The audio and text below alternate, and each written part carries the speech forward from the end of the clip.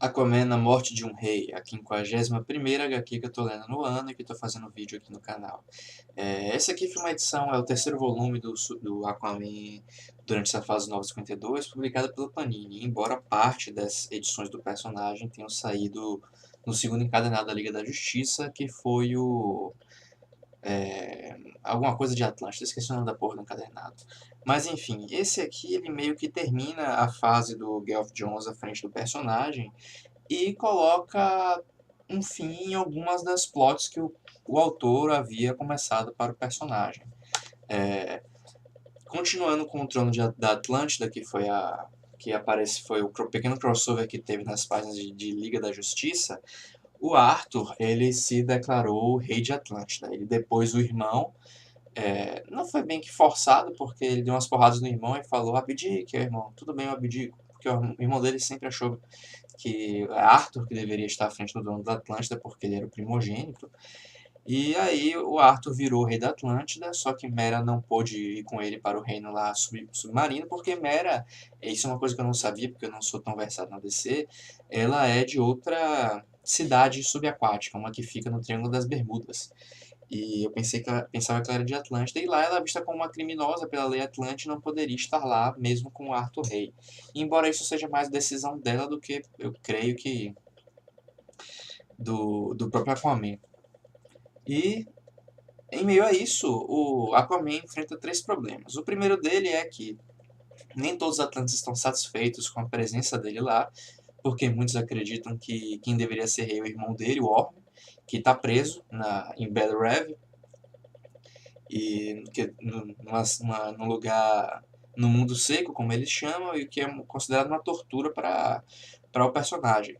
E em meio a isso, o Arthur também tem que lidar com o vilão, o Corsário, que é a primeira vez que está aparecendo, mas já dentro da história do, da ambientação, ele tem uma história pregressa com Aquaman, já se enfrentaram antes. O Corsário está contrabandeando armas atlantes que ficaram meio que a Deus dará quando teve a guerra, o confronto lá em Boston, e aí várias pessoas estão pegando armas atlantes e distribuindo. O Aquaman também tem que lidar com isso. E quando o Aquaman se declarou rei de Atlântida para a fauna marinha, as ondas telepáticas dele foram ouvidas por um personagem misterioso e sinistro que estava preso no gelo da Antártida, eu acho, Antártica, que é aquele rei Atlante que vem sendo pronunciado desde o início da HQ, que foi o que criou os artefatos que os outros, que é o antigo grupo do Aquaman, estão buscando proteger. Embora os outros não apareçam nessa edição, e eu acho que seria interessante, visto que agora o Aquaman é um rei e apareceu o sujeito que criou os artefatos dele, mas eles não chegam a aparecer. E o Arthur tem que lidar com esses três problemas, essas três coisas vão sendo desenvolvidas ao longo das HQs. Tanto a questão do Corsário querer sacanear a Atlântida e descobrir onde a Atlântida está, quanto alguns dos subordinados do Aquaman, principalmente esse cara aqui, e essa aqui, que é a irmã do Ormen, quer dizer, pô, a câmera tá no lugar que eu não usava. Esse cara aqui e essa aqui, que é a irmã do Ormen, não, essa aqui é a Mera. E essa aqui, que é a irmã do Ormen, eles vão buscar salvar o Ormen enquanto o Corsário tá fazendo as coisas com os Atlantes e esse rei doido lá apareceu que quer tomar o trono de Arthur. Em meio a isso, é, a Mera descobre o que está acontecendo, ela é atacada, volta para a vila dela, onde o rei lá, o último rei da Atlântida lá, que é o rei original, ele chega e vira o rei dos caras lá também, que começam a seguir ele, aprisiona a Mera, e em geral o Aquaman precisa acabar de lidar com muita coisa. E eu achei uma edição legal porque várias coisas que haviam sido bem aos pouquinhos lançadas pelo Geoff Johns e que foram pronunciadas mesmo, que se usa o termo, por exemplo, os artefatos daquele rei Atlante são mencionados desde o primeiro volume, mas esse rei nunca tinha aparecido. E agora quando ele aparece, não é uma surpresa para o leitor.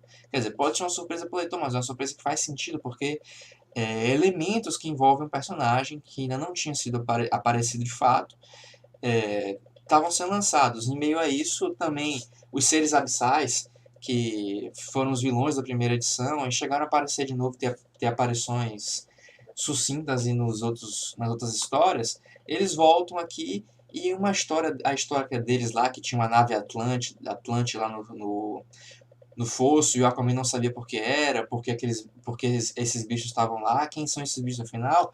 Tudo isso que foi lançado pelo Geoff Johns no início dessa saga do Aquaman vai florescendo aqui e criando uma história que eu, quando comecei a ler, não dei nada, mas que é muito bem organizada e o autor consegue muito bem trabalhando várias frentes com vários personagens para ir juntando tudo isso numa história que eu achei que foi muito competente. No entanto, eu acho que teve um problema sensível aqui. É, tem um acontecimento lá perto do final da HQ, desse encadernado, e que o Aquaman entra em coma. Ele fica 6 meses desacordado e quando ele acorda, ele precisa reconquistar o trono dele. E essa reconquista do trono dele acontece em 2 meras edições. E isso ficou simplesmente mal feito. Não tem um ritmo bom, não tem uma estrutura boa, porque você faz um monte de coisa pro personagem. Fecha um acontecimento assim com, o cara fez isso e ficou desacordado, 6 meses, e aí depois resolve tudo em 2 edições. Não é um bom. Esse preparamento todo para acontecer isso, depois resolver em 2 edições, não é natural, não é bem feito. E eu acredito que isso foi feito porque o Geoff Johns teve que sair do título, porque depois desse encadernado aqui, e a Panini não lançou o próximo, que de certa forma continua dentro do que o Geoff Johns estabeleceu, e eu estou torcendo para que seja lançado, porque eu li um pouquinhozinho do que vai vir a seguir, parece que vai ser bem interessante e bem encadeado até com as histórias do Renascimento, que também estão legais. Mas a impressão que eu tive é que o Geoff Johns precisou sair por algum motivo, não sei se culpa dele, culpa da própria DC, coisa e tal, e ele teve que apressar a resolução das coisas que ele queria para dar um fechamento significativo. E fica claro que é um ponto em que eu creio que ele queria parar desde que ele começou a escrever o Aquaman, nesses 952, só que como ele acelerou esse finalzinho não foi legal. E a verdade é que as 2 edições finais desse encadernado deveriam ter sido pelo menos outro encadernado com umas 6, 7 edições, para a coisa ficar natural e bem desenvolvida, o que foi uma pena, porque esse encadernado aqui ele realmente foi muito bom. Eu acho até que melhor que o primeiro, que eu gosto bastante, melhor até que o segundo, que eu também curto bastante. E eu nunca tinha lido tanta coisa assim no Geoff Johns, é, assim, obras dele depois de ele passar bastante tempo escrevendo. Eu sei que ele é muitíssimo elogiado pela Lanterna Verde, que eu ainda não pude ler porque não tenho todas as edições que saíram, tem uns buracos na minha coleção que a Panini não relança, eu não tenho como ler, que são justas as primeiras.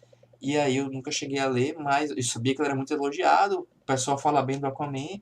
Comecei gostando do Aquaman, mas não achando maravilhoso, mas aqui eu vi que é realmente o Geoff Johns, eu entendi o que o Geoff Johns tem de bom e o que o pessoal elogia dele.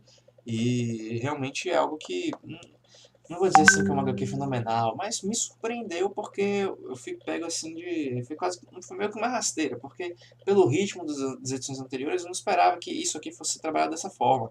E o que ele explica da história da Atlântida, uns pequenos retcons que ele faz sobre a origem da Atlântida, ele fala lá sobre 7 povos, os reis dos 7 mares, que são revelados nessas edições. Não, a informação é revelada durante essa edição, mas o Aquaman não sabe ainda, e a forma como termina algumas coisas, incluindo o personagem do Orm, que eu gostei bastante, dão a entender que vai ter coisa bem legal nas próximas edições, ou pelo menos ideias bem legais, que espero que sejam bem desenvolvidas. Eles já foram bem desenvolvidas, mas não li ainda, né?